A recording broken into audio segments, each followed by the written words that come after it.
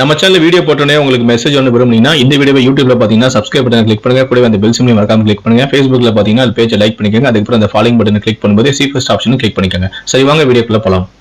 சித்ராவின் மரணம் தற்கொலை என காவல்துறை அறிவித்த நிலையில் அவரது கணவரான ஹேம்நாத், தாய், தந்தை, சக நடிகர்கள் என பலரிடம் விசாரித்த போலீசார் சித்ராவின் தற்கொலைக்கான காரணம் என சிலவற்றை சுட்டிக்காட்டுகிறார்கள். சாதாரண பெண்ணாக இருந்து தொலைக்காட்சி தொகுப்பாளினியாக நுழைந்து தொலைக்காட்சி தொடரில் முல்லையாக தோன்றியது முதல் புகழின் உச்சிக்கு சென்ற சித்ராவுக்கு வருமானமும் உயரத் தொடங்கியுள்ளது.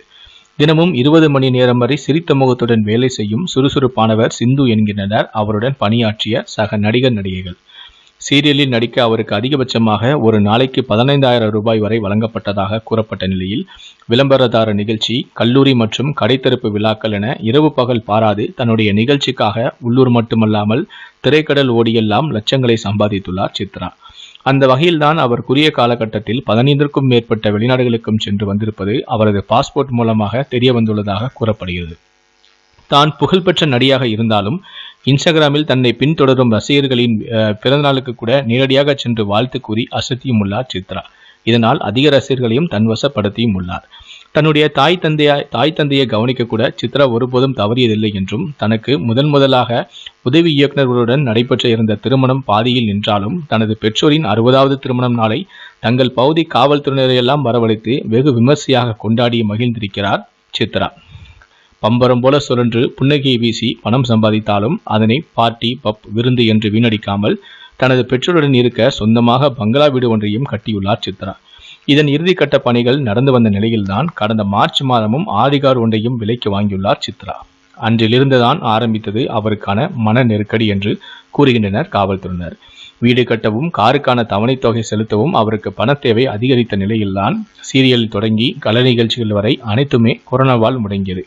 சேமித்து பணத்தை வைத்து தனக்கு தெரிந்த முக்கிய பிரமுகர்கள் மூலமும் நிலைமையை சமாளித்து வந்துள்ளார் சித்ரா.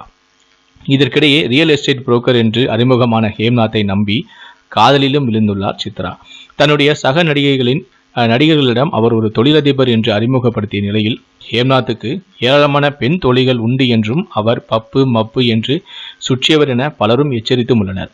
சித்ராவுடன் படப்பிடிப்புக்கு சென்றால் ஆரம்பத்தில் 4 மணி நேரம் வரை காருக்குள்ளேயே காத்திருக்கும் அளவுக்கு பொறுமசாலியான ஹேம்நாத் மீது சித்ராவுக்கு காதலும் அதிகரித்துள்ளது.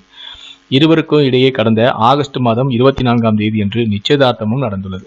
இருவரும் திருமணத்துக்கு முன்பாகவே தனியாக காதல் சுற்றுலாவும் சென்று வந்துள்ளனர்.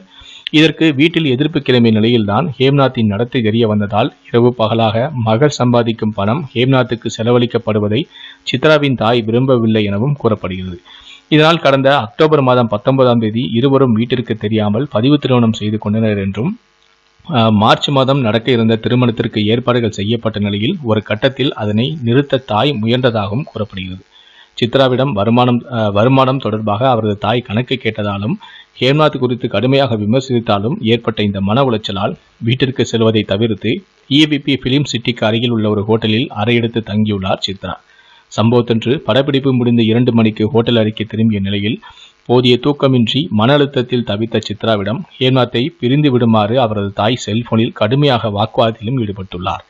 ஏற்கனவே ஒரு முறை தனது திருமணம் நின்று போன நிலையில் 2வது முறையும் தனது திருமணம் நின்று போனால் என்ன செய்வது என்ற குழப்பமும் பரிதவிப்பும் அவருக்கு கடுமையான மன உளைச்சலையும் மன அழுத்தத்தையும் கொடுத்த நிலையில்தான் சில தனிப்பட்ட விவகாரங்களாலும் சித்ரா இந்த சோக முடிவை தேடிக்கொண்டிருக்கலாம் என்றும் காவல்துறையினரும் கருதுகிறார்கள். சித்ராவுடைய இந்த தற்கொலைக்கு ஒரு அமைச்சர் தான் காரணம் அப்படின்னு சொல்லிட்டு கடந்த 2-3 நாட்களாகவே ஒரு பரவலாக பேசப்பட்ட வந்த நிலையில தான் காவல்துறை இப்போ சித்ராவுடைய தற்கொலைக்கான காரணம் என்ன அப்படிங்கிற ஒரு சிலவற்றை சுட்டி காட்டியிருக்காங்க. சித்ராவுடைய கேஸை எப்படியாவது முடிக்கணும் அப்படிங்கிற மாதிரி காவல்துறை சில விஷயங்களை வெளியிட்டிருக்காங்க. இதை பத்தி உங்களுடைய கருத்துக்கள் என்ன அப்படிங்கிறத மறக்காம கமெண்ட் பண்ணுங்க. சித்ராவுடைய ஆன்மா சாந்தியுடன் நினைச்சீங்கன்னா இந்த வீடியோக்கு ஒரு லைக் கொடுங்க. சித்ராவுடைய இந்த கேஸ்ல உண்மையான குற்றவாளி கண்டுபிடிக்கப்படுவார்களா மாட்டார்களா, உங்களுடைய கருத்துக்கள் என்ன அப்படிங்கிறத கீழே கமெண்ட் பண்ணுங்க. முடிஞ்ச அளவுக்கு இந்த வீடியோவை மற்றவர்களுக்கும் ஷேர் பண்ணுங்க. மேலும் இது போன்ற பல வீடியோக்களை நீங்க பார்க்கணும்னு நினைச்சீங்கன்னா மறக்காம நீங்க சப்ஸ்கிரைப் பண்ணுங்க. கூடவே அந்த பெல் சிம்லையும் மறக்காம கிளிக் பண்ணுங்க. நன்றி, வணக்கம்.